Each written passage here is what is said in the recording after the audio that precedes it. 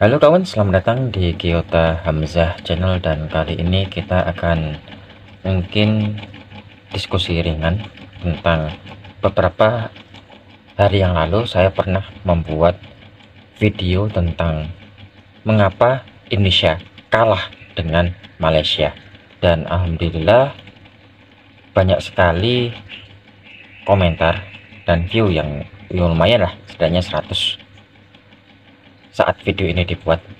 Tidak tahu kedepannya mungkin bisa nambah lagi. Dan ada satu pertanyaan yang menarik, lebih tepatnya semacam ini ya, sanggahan ya, bahwasanya siapa bilang Malaysia lebih baik daripada Indonesia. Dia memamarkan Indonesia masuk BRICS sebagai anggota penuh, berbeda dengan Malaysia yang hanya anggota mitra. Saya jelaskan, mungkin iya, tapi kalau kita lihat kondisi real saat ini, itu seakan kayak kurang terima. Dia bandingkan lagi dengan kasus yang buktinya di Malaysia ada kok yang menelantarkan pasien. Ya, sebenarnya ini bukan perkara baik atau tidaknya, tapi di sini kita saling mengkritisi diri sendiri, bahwasanya mau tidak mau kita memang memiliki beberapa hal yang perlu diperbaiki agar kedepannya bisa lebih baik. Bukan menjelek-jelekan Indonesia, membagus-baguskan Malaysia, bukan itu, tetapi bagaimana cara kita bisa berbenah dari kesalahan yang sama. Karena selama ini kita tahu layanan pemerintah ataupun diri kita sendiri itu kadang jauh dari kata sempurna. Kita memang tidak bisa mengpungkir bahwa kesempurnaan hanya milik yang maha kuasa, tetapi kita berusaha untuk mencapai kesempurnaan, bukan berusaha menjadi sempurna. Berusaha mencapai sempurna berarti ada namanya upaya evolusi untuk memperbaiki diri agar lebih baik daripada hari-hari sebelumnya. Dan kita tahu sendiri kondisi negeri ini sedang kurang baik-baik saja, walaupun beritanya Indonesia baik-baik saja, tapi realitanya bagaimana? Angka pengangguran sampai sekarang masih belum jelas. Angka kemiskinan, walaupun diakui oleh pemerintah saat ini jumlah kemiskinan turun, tapi yang diturunkan kok standarnya, bukan bagaimana sih caranya agar masyarakat itu mandiri, punya nyekel duit dewe. Itu yang saat ini penting. Malah menyalahkan masyarakat yang sering beli beras, beli kopi, beli rokok sebagai penyebab kemiskinan di Indonesia. Mohon maaf ya Pak, Bu, beras itu kebutuhan pokok. Dia apa-apakan kebutuhan pokok itu adalah sesuatu yang mendasar. Di pelajaran kita, pelajaran IPS, itu kebutuhan primer yang harus dipenuhi oleh manusia. Masa kita suruh makan nikel? Gak mungkin lah, kita ini bukan robot. Apalagi robot yang harganya 3 miliar yang bisa otomatis.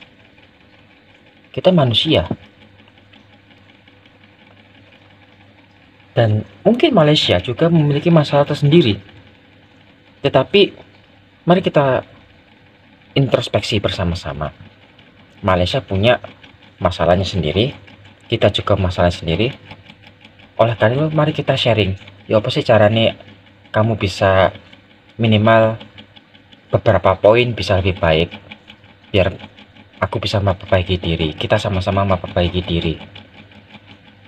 Itu maksudnya. Nah, jadi jika kita saling mengkoreksi diri kita, minimal ada hal yang bisa diperbaiki untuk kebutuhan kita bersama. Apakah gak kepingin kita berobat dengan biaya yang manusiawi dan juga pelayanan yang terbaik?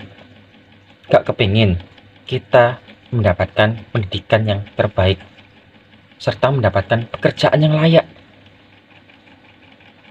Ditambah lagi, syukur-syukur kita mendapatkan income yang utuh, tidak banyak pajak yang kita terima. Karena ketika kita kesusahan tidak ada yang membantu, tapi ketika kita dapat pekerjaan, negara meminta bagian padahal dia tidak ikut andil dalam membantu. Walaupun spanduk-spanduk ataupun berita-berita selalu bombastis, ini hasil karya ini, tapi apa yang kita rasakan? Masyarakat tetap berjuang sendiri, bahkan jualan gorengan pun masih diusir sama Satpol PP. Kalaupun tidak boleh jualan di tempat tersebut, minimal carikanlah tempat yang layak, bantu mereka untuk mandiri, dan syukur-syukur bisa diberi pendidikan yang baik, bagaimana cara menjual produk yang istilahnya itu matching, yang istilahnya itu layak jual, bahkan kalau syukur-syukur bisa dijual ke luar negeri. Tapi nyatanya tidak, kita masih mengandalkan pajak sebagai pendapatan utama, padahal kita memiliki sumber daya alam yang sangat besar, tapi itu menyumbang sedikit sekali kepada negara. Itu kemana semua larinya? Padahal negara-negara yang anggap aja kayak Qatar ataupun negara-negara Eropa, mereka mengandalkan BUMN dan juga hasil buminya untuk keperluan bersama. Nah sekarang apa? Mungkin ini mungkin terkesan kayak menyalahkan, tapi mari kita introspeksi bersama agar kedepannya sama-sama enak. Kalau masyarakatnya bahagia, mereka bisa bekerja dengan baik. Bekerja dengan baik bisa menghasilkan produktivitas yang mampu meningkatkan PDB negara. PDB saat ini memang besar, tapi tidak merata. Mungkin itu saja yang bisa saya sampaikan. Jika ada salah ataupun kurang, bisa tulis di kolom komentar. Saya Gilda Hamzah pamit. Salam.